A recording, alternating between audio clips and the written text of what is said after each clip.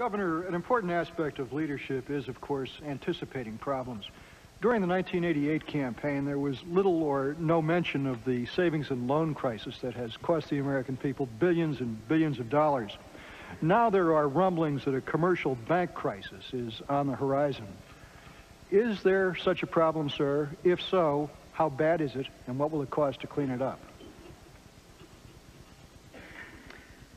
Gene, there is a problem in the sense that there are some problem banks, and on December 19th, new regulations will go into effect, which will, in effect, give the government the responsibility to close some banks that are not technically insolvent, but that are plainly in trouble.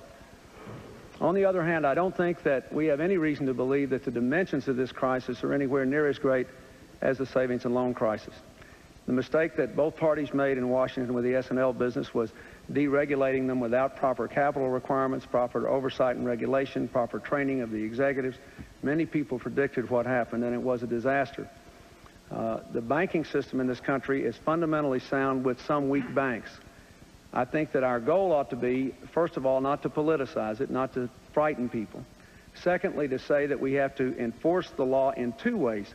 We don't want to overreact, as the federal regulators have, in my judgment, on good banks so that they've created credit crunches that have made our recession worse in the last couple of years. But we do want to act prudently with the banks that are in trouble. We also want to say that insofar as is humanly possible, the banking industry itself should pay for the cost of any bank failures. The taxpayers should not, and that will be my policy. And I believe we have a good balanced approach. We can get the good banks loaning money again, end the credit crunch, have proper regulation on the ones that are in trouble, and not overreact. It is a serious problem, but I don't see it as the kind of terrible, terrible problem that the S&L problem was. President Bush, 1 minute.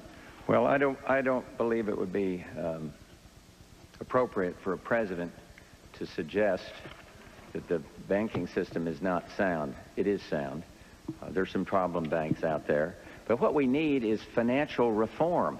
We need some real financial reform, banking reform legislation.